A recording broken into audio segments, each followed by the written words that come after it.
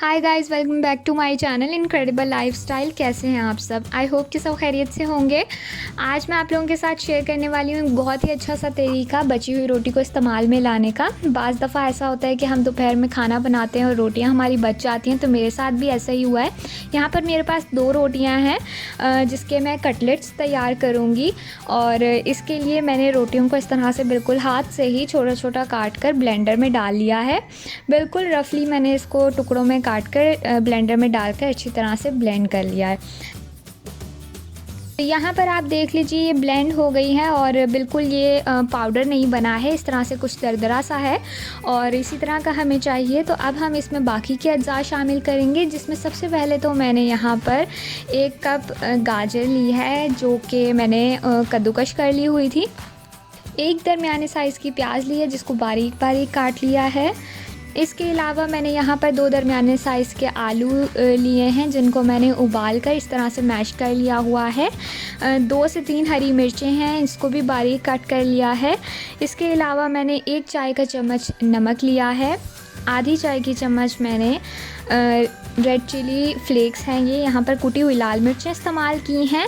आधी चाय की चम्मच ही धनिया पाउडर लिया है और 1 खाने का चम्मच मैंने इसमें भर के कॉर्नफ्लोर का ऐड किया है। कॉर्नफ्लोर डालने से ये बहुत ज़्यादा क्रिस्पी तैयार होंगे।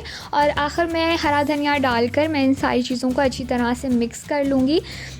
ये बहुत ही अच्छा तरीका है बची हुई रोटियों को इस्तेमाल में लाने का और इस तरह से ये ज़ाया भी नहीं होंगी। आप इसे शाम के स्नैक्स के तौर पर भी सर्व कर सकते हैं चाय के साथ, या फिर जैसे भी आप चाहें। तो अब हमने इसको मिक्स करके इसकी डो तैयार कर ली है। यहाँ पर आप देख लीजिए कि इस तरह से बाइंड हो गई है हर चीज़। तो अब मैं यहाँ पर इसके कटलेट्स बनाना शुरू करूँगी, जिसके लिए मैंने सबसे पहले तो हाथ अच्छे से ग्रीस कर लिए हैं। अब आप इसकी कोई सी भी शेप जो आपको पसंद है उस तरह की शेप रख कर आप इसके बना सकते हैं, गोल या किसी भी तरह के। मैंने यहाँ पर तो मैं इसे यहाँ पर गोल ही शेप दे रही हूँ और इसे बहुत ज़्यादा मोटा ना रखें क्योंकि हमने इसे शैलो फ्राई करना है, तो कुछ ज़रा पतला सा ही रहे। तो यहाँ पर मैंने सिंपली इसको गोल कबाब की शक्ल में ही बना लिया है और इसी तरह से मैं सारे मसाले के बना कर रखती जाऊँगी। यहाँ पर आप देख रहे हैं बनाते हुए कि ये बनाना बिल्कुल भी मुश्किल नहीं हो रहा है क्योंकि इसके अंदर कोई भी गीली चीज़ नहीं है और बिल्कुल भी ये हाथों को चिपकेगा नहीं। और अगर आपने पहले ऑयल लगा लिया है थोड़ा सा तो बिल्कुल भी नहीं चिपकेगा, आसानी से ये बनकर तैयार हो जाएंगे। तो इसी तरह से मैं बनाकर सारे मसाले के रख लूँगी, उसके बाद मैं आपको दिखाती हूँ।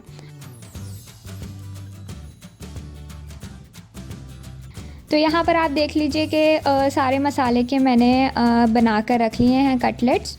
अब इनको फ्राई करने के लिए मैंने यहाँ पर एक पैन में 2 टेबलस्पून के करीब ऑयल लिया है और अब इसके साथ ही मैं इसे मीडियम फ्लेम पर फ्राई करूँगी। हमने इसे डीप फ्राई तो करना नहीं है, तो बिल्कुल फ्लेम लो टू मीडियम ही रखें, हाई मत करें एकदम से वरना काला हो जाएगा।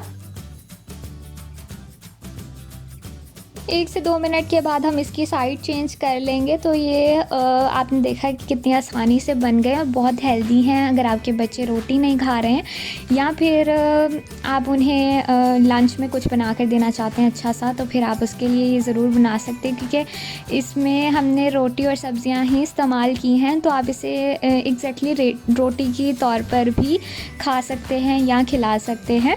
इसके अलावा आप इसे बर्गर बन में भी बनाकर रख कर सर्व कर सकते हैं, बहुत अच्छा लगता है उस तरह से भी। तो यहाँ पर आप देख लीजिए साइड भी मैंने इसकी चेंज कर दी है, दूसरी तरफ भी इस पर अच्छा सा गोल्डन ब्राउन कलर आ चुका है।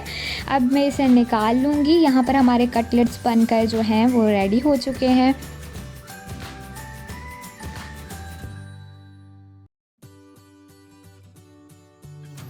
यहाँ पर मैं आपको एक तोड़ कर दिखा देती हूँ, बहुत ही अच्छे बने हैं। मैंने यहाँ पर केचप के साथ सर्व किए हैं, आपको जैसे भी पसंद है आप उस तरह से बनाइए, सर्व कीजिए।